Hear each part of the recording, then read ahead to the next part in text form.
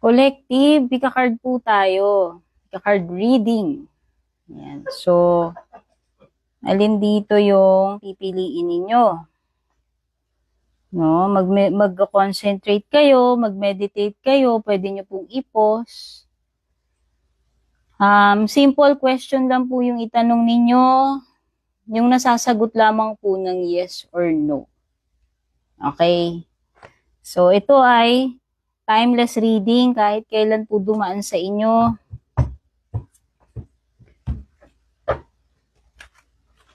Okay? 6 yung pagpipilian ninyo. Ayan. Pause ninyo para makapag-concentrate po kayo kung anong napapakiramdaman ninyo. Mas maganda sana kung hindi nyo ulit-ulitin kahit matagal yung pagko-concentrate ninyo basta isa lang. Kasi mako-confuse kayo pag paulit-ulit iba-ibang answers, ha? So, para maging effective itong reading na to, na parang actual kayong nagpabasa, ganun yung gawin ninyo.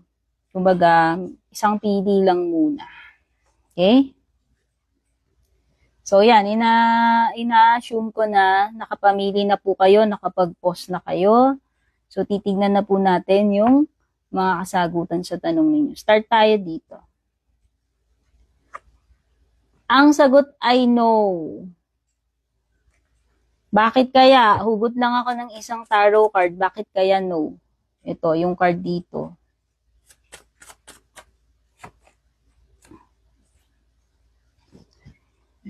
No, kasi maaaring ayaw na netong person na to. Kung tao to.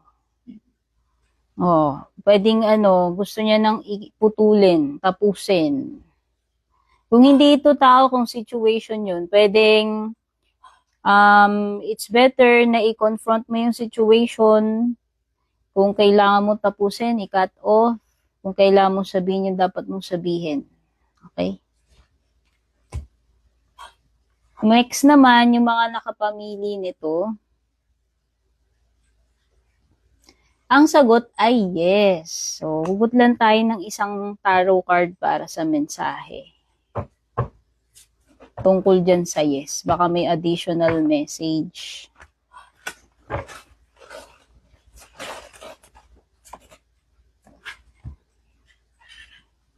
Yes, kasi mukhang sigurado na tong situation na to.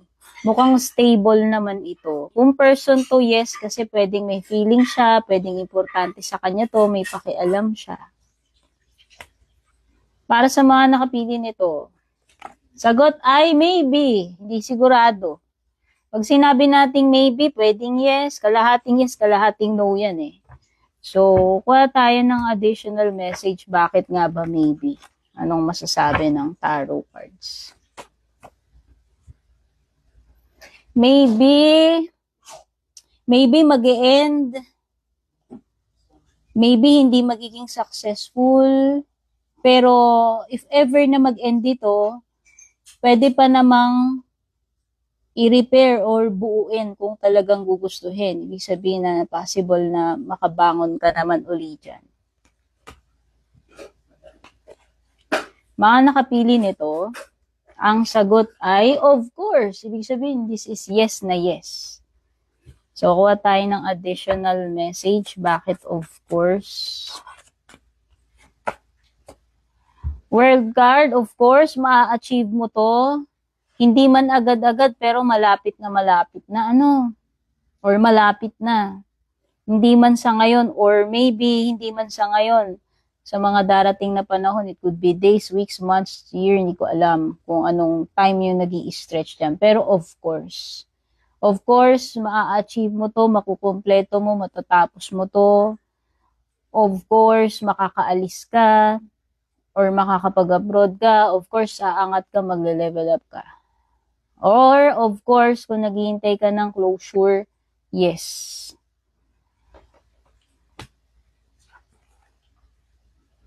Sa mga nakapili nito, unknown. Ibig sabihin, hindi alam. Walang nakakaalam. Hindi masasabi. So, tignan natin. Kung bakit hindi alam. Kung bakit hindi masasabi. Kung bakit unknown. What the additional message.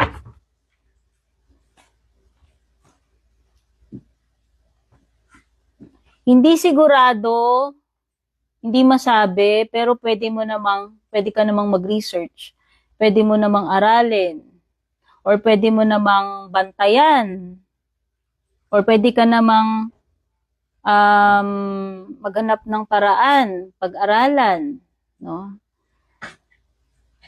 Hindi sigurado, unknown, pero pwedeng nakamasid siya, pwedeng nag-i-spy siya sa'yo, pwedeng curious siya sa'yo, pwede rin namang interesado siya sa'yo.